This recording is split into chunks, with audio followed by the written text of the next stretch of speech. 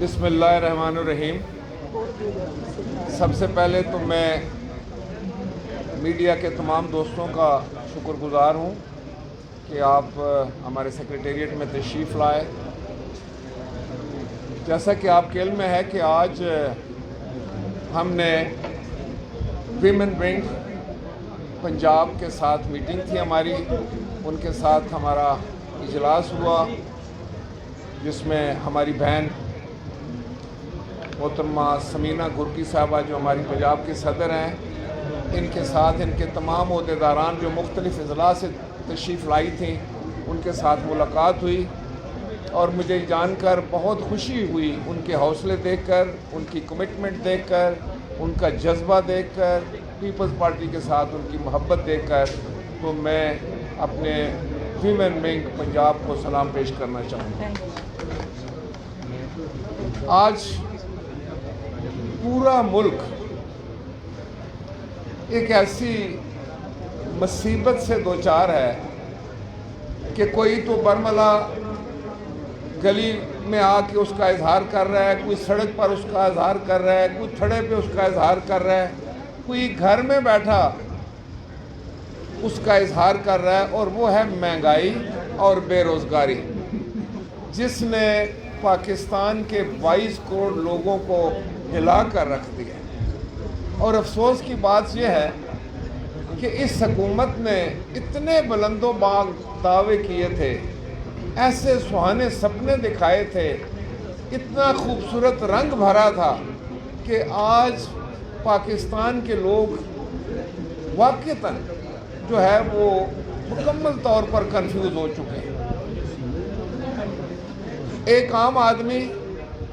के तो आप मामलात से बखूबी आगाह हैं कि ना वो बिजली का बिल भर सकता है, ना वो गैस के बिल की अदायगी कर सकता है, ना वो बच्चों की फ़ीस दे सकता है, ना वो मकान का किराया वक्त पर दे सकता है,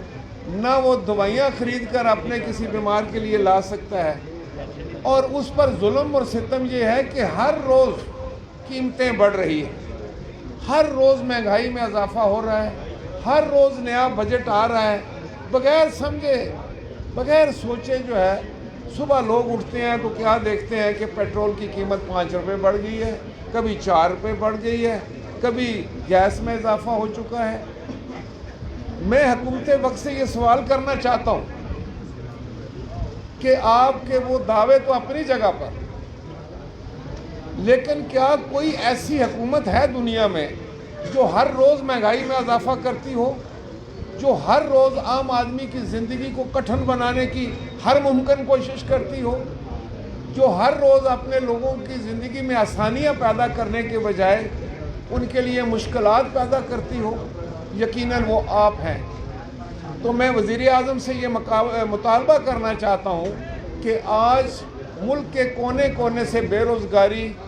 और महंगाई की जो आवाज़ें आ रही हैं उसका कोई सद्दे-बाब करें, उसके लिए कोई इमरजेंसी डिक्लेयर करें। अगर आप कुछ भी नहीं कर सकते तो अपने वुज़रा और अपने तर्जमानों को तो खुदा के लिए रोकें। वो तो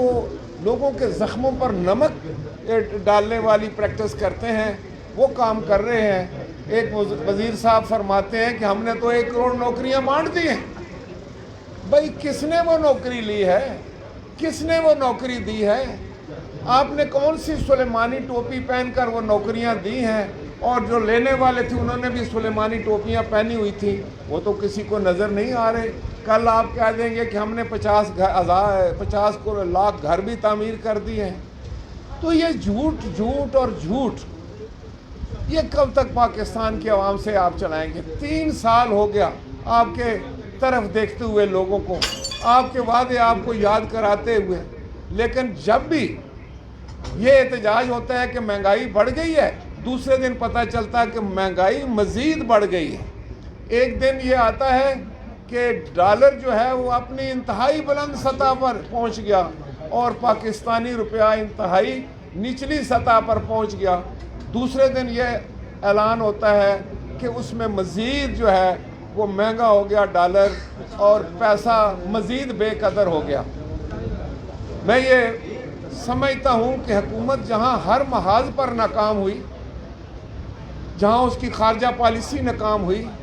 जहाँ उसकी दाखिला पॉलिसी नाकाम हुई, जहाँ उसने अपने अवाम को आज बेयारो मददगार छोड़ दिया और अपने तर्जमानों के हवाले कर दिया, अपने वज़रा की झूठी बातों और तिफल तसलियों के हवाले कर दिया, पाकिस्तान की अवाम में शायद अब मज़ीद बर्दाश्त करने की सकत नहीं रही। आपने लोगों को महंगाई और बेरोज़गारी की चक्की में पीस कर रख दिया है, आपने लोगों की कमर तोड़ कर रख दी है, लोग सरापा एहतजाज हैं, लोग परेशान हाल हैं। और मैं समझता हूँ पाकिस्तान पीपल्स पार्टी आज अगर सड़कों पर है तो अपने आवाम के साथ हज़ारे यकजहती करने के लिए। हम ये बर्दाश्त नहीं कर सकते। हमें समझ है कि आपने किसी भी तनख्वाहदार की तनख्वाह में इजाफ़ा तो नहीं किया, किसी पेंशनदार की पेंशन में इजाफ़ा तो नहीं किया, लेकिन आपने इन सब को महंगाई के समुंदर में डबो दिया, महंगाई की सुनामी के हवाले कर दिया। आपके झूठ से अब लोगों के पेट नहीं भर सकते, लोग सरापा एहतजाज हैं। अगर घर में बैठे हुए हैं तब भी, सड़क पर हैं तब भी, दफ्तर में हैं तब भी, जिस जगह पर कोई मौजूद है वो आपको कोस रहा है, वो आपको बददुआएं दे रहा है। खुदा के लिए पाकिस्तान के लोगों की आवाज़ सुने। मैं आपको बड़ी ज़िम्मेदारी से कह रहा हूँ कि अब मामला उस नुक्ते पर पहुँच चुका है जहाँ मैं समझता हूँ कि आपको पाकिस्तान के जज्बात जो हैं वो आपको बड़ी कड़ी सज़ा देने के लिए जो हैं वो पाकिस्तान के अवाम तैयार हो चुके हैं। पाकिस्तान पीपल्स पार्टी एक अवामी जमात है। हमारा जीना और मरना पाकिस्तान के अवाम के साथ है, हमारी बुनियाद इनके साथ है, हमारी ताकत अवाम है। इंशाअल्लाह ताला हम अवाम के साथ खड़े हैं, खड़े रहेंगे और जो पाकिस्तान के अवाम के इशू हैं हम उनको उजागर करते रहेंगे, उस पर कोई कंप्रोमाइज़ नहीं करेंगे। शुक्रिया।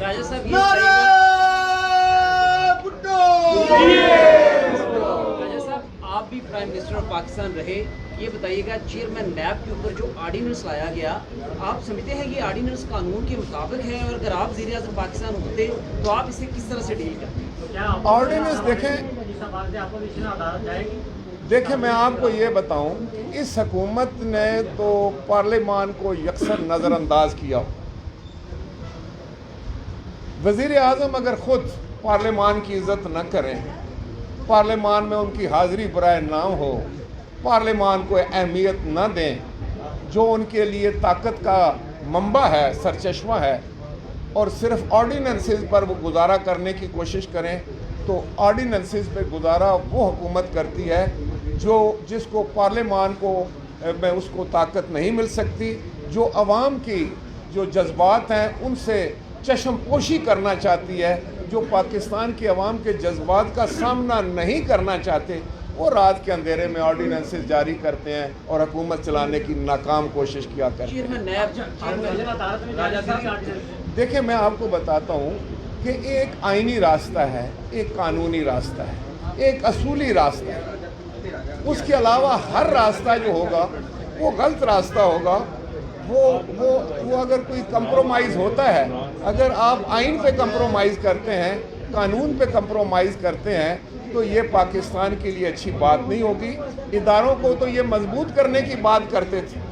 इदारों को तो ये मजबूत तर करने की बात करते थे, इदारों की इज्जत करने की बात करते थे। क्या ये इदारों की इज्जत है?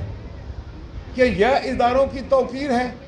कि ना आप उस पर बहस करें, ना पार्लियामान के अंदर डिस्कशन करें, ना पार्लियामान के अंदर बहस हो, और आप जो है कानून साजी के बजाय ऑर्डिनेंस के पीछे छुपने की कोशिश करें, तो ये इनकी नाकामी का बैन सबूत है।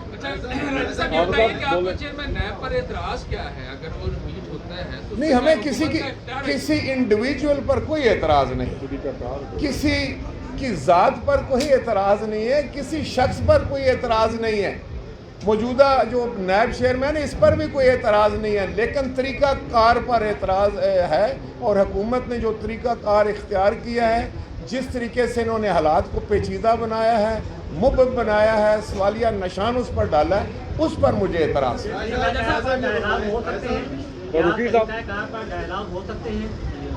देखिए डायलॉग तो जमहूरियत का हुस्न है, अपोजिशन ने कभी डायलॉग से इनकार नहीं किया। اور پیپلز پارٹی تو ڈائلاگ پر یقین رکھتی ہے، لیکن آئین اور قانون کی حکمرانی جو ہے وہ ہمارا مطمع نظر ہے، اس پر ہم کوئی کمپرومائز نہیں کرتے۔ فاروقی صاحب یہ بتائیں کہ کل فوج کے اندر بڑے پیمانے پر تبادلے ہوئے ہیں،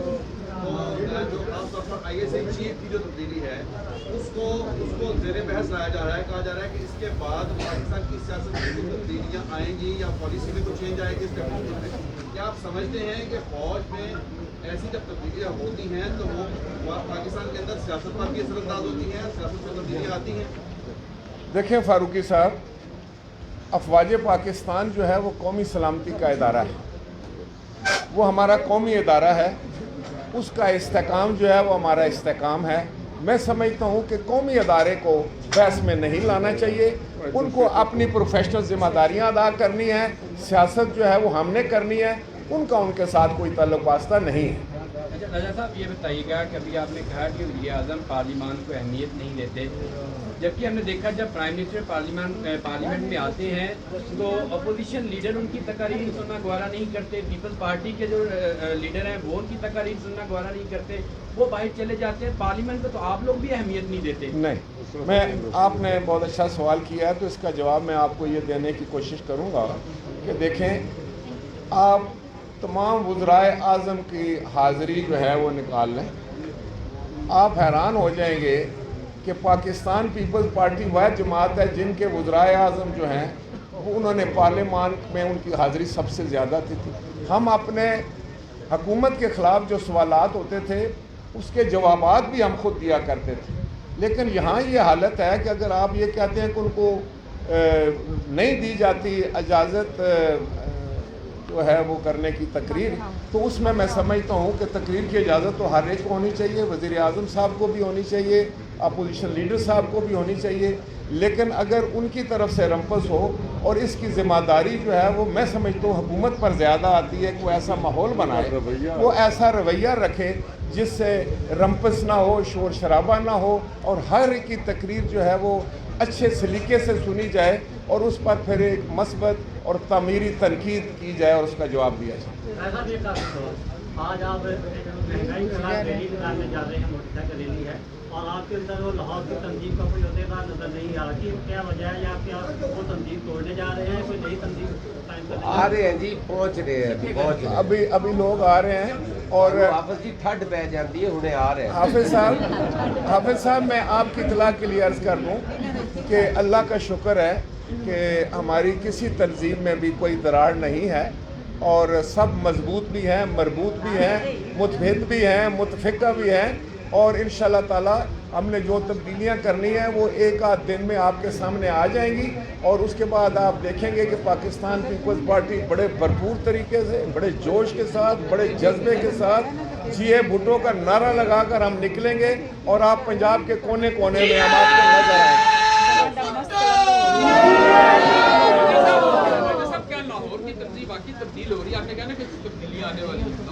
جی دیکھیں، تبدیلی تو ایک نارمل پروسیجر ہے، کوئی اس میں یہ نہیں ہوتا کہ جو ہمارے پہلے عہدیدار ہوتے ہیں ان میں کوئی کمی بیشی ہوتی ہے، لیکن 3 سال کے بعد، 3.5 سال کے عرصے کے بعد یہ جہاں ضروری ہم محسوس کرتے ہیں اور تنظیم کو تبدیل ہونا بھی چاہیے، اور وہ اگر ہوتی ہے تو وہ تنظیم کو مضبوط کرنے کے لیے اور سب کو میں سمجھتا ہوں اس پر اتفاق رائے پیدا کرنے کے لیے ہوتی ہے۔ اور آج بالکل لاہور بھی شامل ہے، پنجاب کا ہر ضلع شامل ہے، اور جہاں جہاں ضروری ہوگی پارٹی اس میں جو ہے وہ رد و بدل کرتی ہے، اور یہ ایک معمول کا جو ہے وہ سسٹم ہے، اس میں کوئی نئی بات نہیں۔ بہت شکریہ۔